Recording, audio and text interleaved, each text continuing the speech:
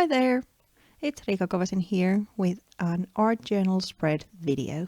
This spread is made using printables from Kate Crafts. I'm starting by making the background. I'm first cutting 2 pieces of cream colored cardstock that fit inside my journal and then 2 same sized bits out of double-sided adhesive.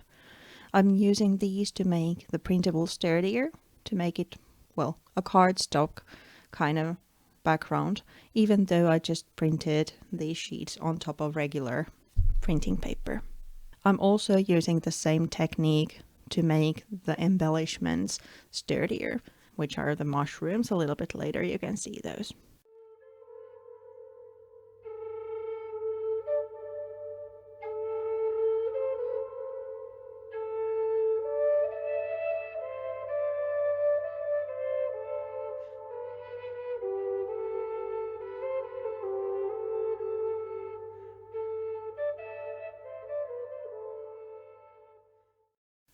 I'm trimming the excess off from the background pieces and then distress the edge before attaching the pages to my journal.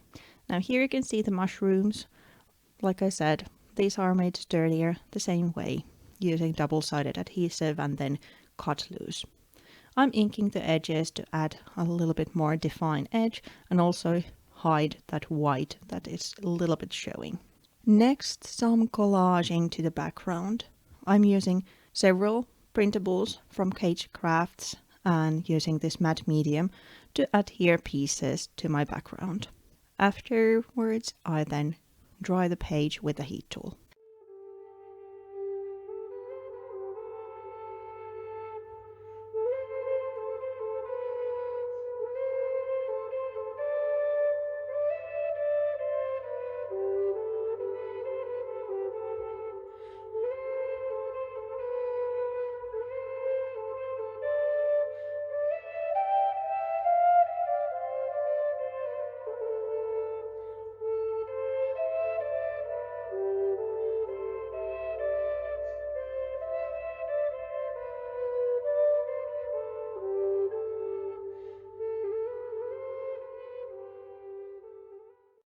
After drying, I'm adding a little bit of paint on top. This could be white gesso, but this time I opted for a really pale beige color instead. I'm also adding some splashes and then again drying the page. Now the background needs a little bit more color, so I'm using ink pads kind of as watercolors. I'm first pressing them to a piece of paper, which is from the double-sided adhesive sheet, so it's kind of had this covering so it won't absorb the color immediately. And then I use a wet brush to spread the color around the page. Then it's again drying time.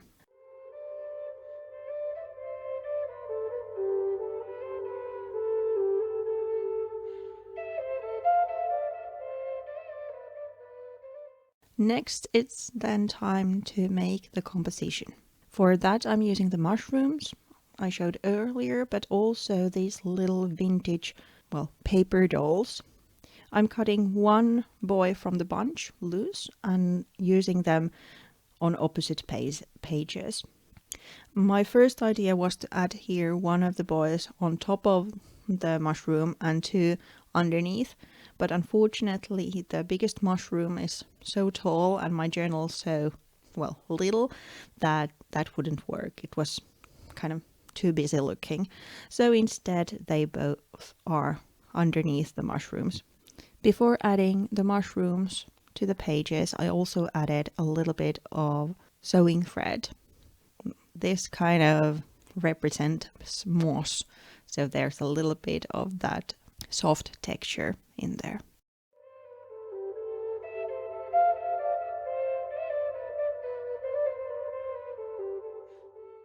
As a finishing touch, I then add some word stickers to the page, making up a little story, and then some black splashes out of black watercolor.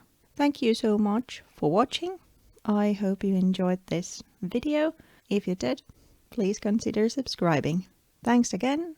I'm seeing you again next week because there's a new process video each Friday on my channel. Bye!